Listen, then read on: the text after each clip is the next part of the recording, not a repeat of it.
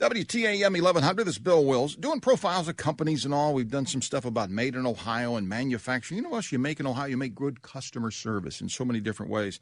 People using technology, people working with people to make sure companies are running smoothly as possible and as profitable as possible, which, of course, is the goal. One of those companies that does a great job in Northeast Ohio and maybe further out, and we'll find out from these two, is Group Management Services, GMS. And I mentioned that Mike and Beth would join us. It's great to meet you guys, first of all. Thanks, and welcome. well. Thanks so much. Thanks for having us. So, Mike, Beth, with all due respect. Mike, let me start with you. Okay. You start this thing 30 years ago? 1996. Everybody has, I say everybody, but in business, there's a why.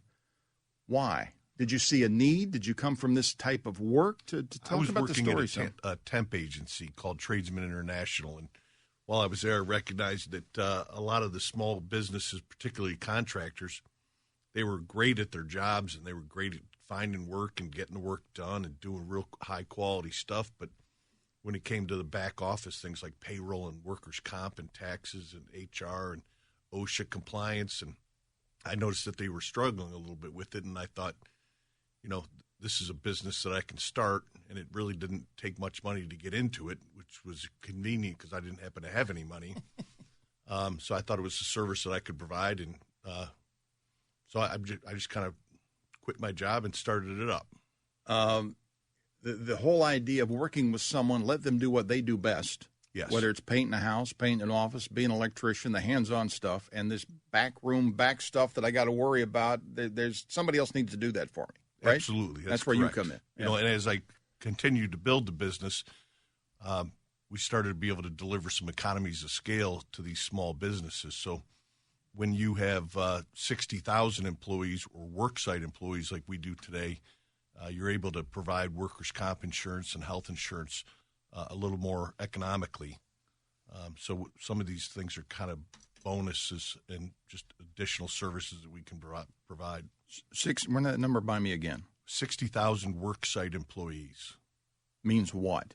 So we have 3,000 customers roughly, and our average customer size is about 20 employees. So around the country, we have 25 different offices around the country. We have about 60,000 worksite employees. I had a flashback. Years ago, I interviewed the late Al Lerner, who was just tremendous to me and the Browns ownership and all. And so I was fascinated by the business side because the credit card business he had. So we're having a relaxed conversation, kind of like this, talking. This was one of the business groups looking at buying the Browns.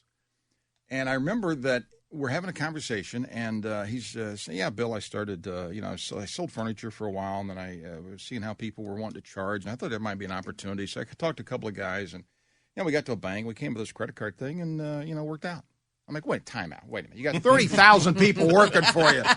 There's more of a story than that. And that's why I wanted to follow up on that, because you started in the 90s with an idea, concept. You start talking to, I don't know who your first clients might have been, one or two employees, and you've grown to this. So congratulations, what I'm getting at. Thank you. That's Thank you. fabulous. Well, he thought he created the idea, just to be fair, and then he realized it was actually an industry. After I started, I realized there was actually an industry called professional employer organizations, and which was kind of a relief because I thought I was on my own. But after I started the company, I didn't have any customers for 9 months, so I was looking at having to go camping for the rest of my life if I didn't sign somebody up. So you had the office and the phone that didn't ring, right? You had to, I need to go find some people. You build it, they will come does not work in this. So I got on the phone and started just pounding out cold calls all day long. Yeah. And I got a company out of Avon Lake called Tomco Tree Service. Mm-hmm. They had 4 employees, and I was able to bill them $400 a month, which covered my rent at the time. It was all the money in the world, right? Right. That's a great story about business. That's what that first win, though. Oh, it was huge. It's as emotionally charging it as it is financial. Somebody finally says, "Yeah, I believe in you. I'll buy. I'll do that." Right? Yep. Yeah, that's the key.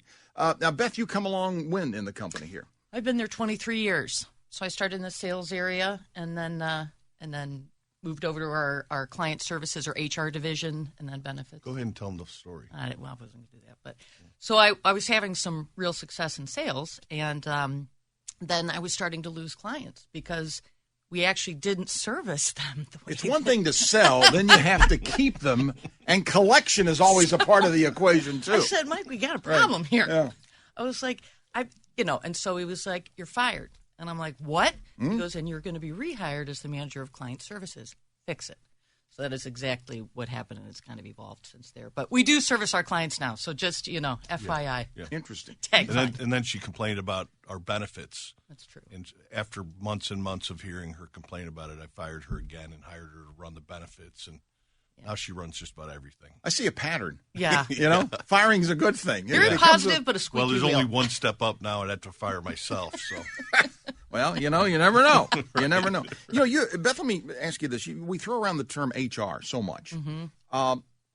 It's a broad term, and you can cover a lot of bases with HR with a company, I guess. Right. Whether it be compliancy, recruiting, LMS, learning management systems, performance management, comp, scheduling, benefits, you name it. There's a lot of areas that go under HR. I would think, Mike and Beth, and Mike, I'll ask you this first.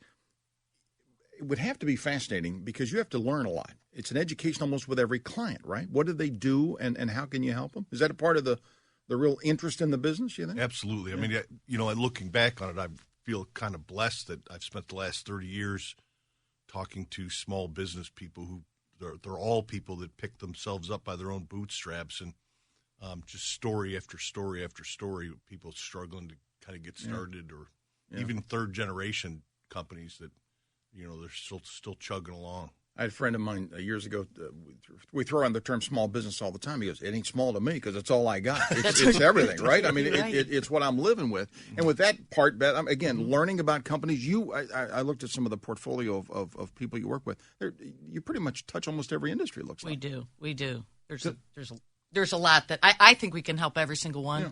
I know our sweet spot is the low 20s, but when you think of like hotels or restaurants or something that have a bunch of locations that don't have a centralized, they don't have HR at every single one. So it can apply at different levels, which I think is exciting.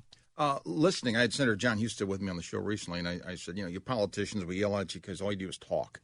And I said, it's good to listen sometimes. He goes, that's right, Bill, I'm out listening. I'm on the listening tour. So having said that, you're talking to people all the time. Yes. What are you hearing? I keep hearing about, I'm not sure where we're at on the employment front. Is it hard to find people, or are there too many out there?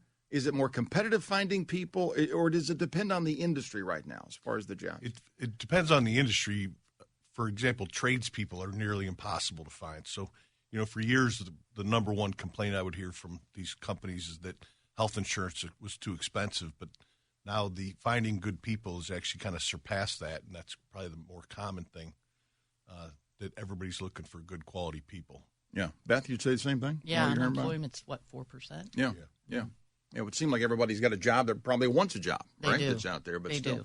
They do. Let me get you out on this with on the benefit side, the 401ks and that whole thing. That can be complicated. Yes. But if you're I'll use the term, sadly, small business, I got 5 or 6 employees, I got to think about that too, and their families and managing and giving them opportunity now, right? Right. With that, right? And options, because small companies, they may be able to do healthcare, and if they have good years, then. But what if you have a bad year? You get a 25% increase. That's a huge deal.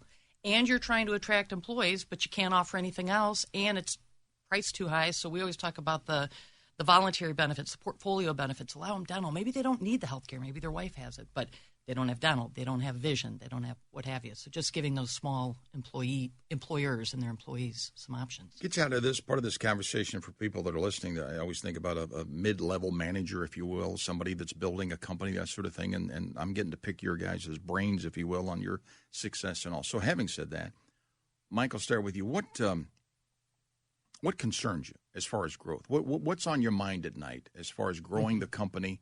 It's one thing to get the client. You also got to keep them.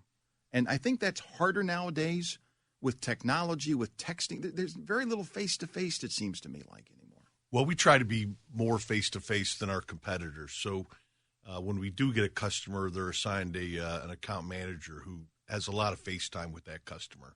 So they're required really to meet with them, whether it be weekly or monthly or quarterly, but depending on the size of the client and their needs. But it's a relationship business, and we have to build trust in a relationship just to get somebody to sign on the contract. But after that, we're always building that relationship, and we want to always be difficult to fire. Yeah. So the renewal, the renewal is never a question, right? As far as knowing, right. That's exactly. the goal all the time. And meeting with them all the time because of the way that our plan works.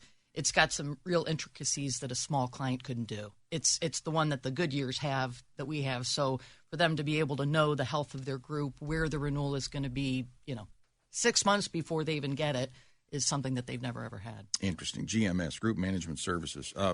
Anything I didn't ask as we wrap this up, as you thought we would go into this morning? Anything else you want to throw at me? I don't think so. What about you? You know what? The only thing I would say is I appreciate you kind of giving me credit for this, but it wasn't me. It was, we have 500 internal employees that a lot of them have been with me for 20-some years, and I got lucky in the early 2000s. They become family, don't they, after that long? No questions about it. I go to their parents' funerals and their kids' birthday parties. And it's definitely a team effort. Good business is about people. Good people buy good people. Good people work for good people. No question about it. No doubt about it. Well, listen, congratulations on your success with GMS. Thank you for spending some time with us, and hopefully this has been helpful to you as you've been learning and growing your business in whatever way it might be. Beth and Mike, thank you so much. Thank you.